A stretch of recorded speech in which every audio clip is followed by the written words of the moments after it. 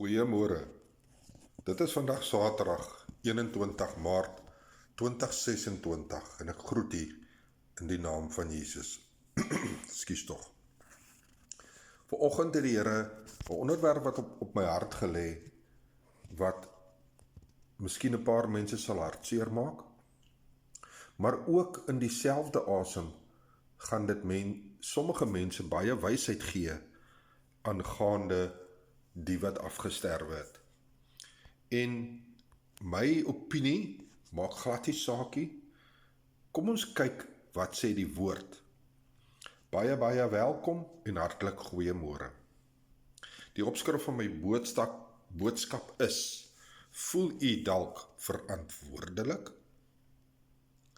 Het u dalk ooit gevoel dat voor en na die afsterwe van die geliefde dat u dalk meer kon doen, of dat as die omstandighede anders was, sou hulle dalk nog geleef het?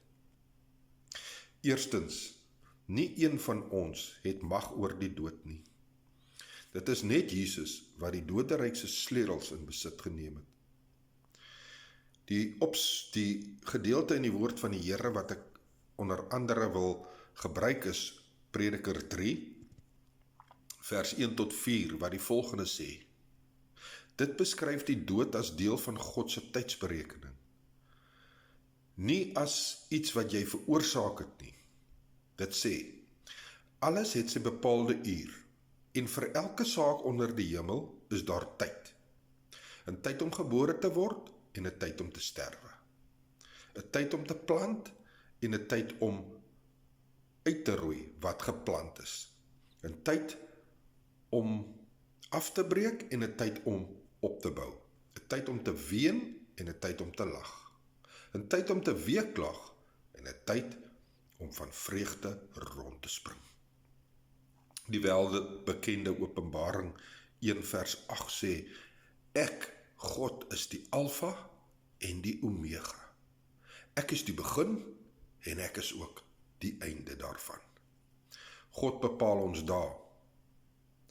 In Job 14 vers 5 kry ons die idee dat ons dae deur God bepaal word. En mense dae is vasgestel. U het die getal van sy maande bepaal en perke gestel wat hy nie kan oorskry nie. God gee ook vir ons gerusstelling.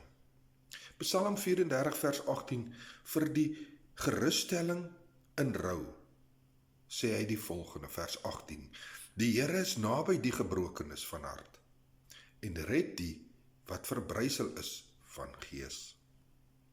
En om die gerus te stel, die dooies weet niks wat nou hier aangaan nie. Prediker 9 vers 5 en 10, want die lewendes weet dat hulle moet sterwe, maar die dooies weet glad niks nie.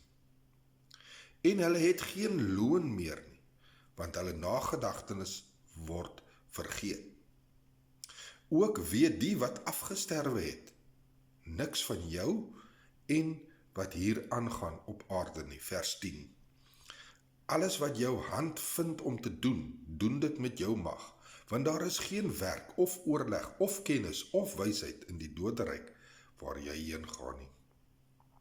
So medegelowige, medebroer en suster, kennis, vriend, kollega, daar is niks wat u beter kon doen, of enige situasie wat u anders kon doen, vir die wat afgesterwe het nie. Brood en water, 5 minute woordbediening, Pastoor Gary.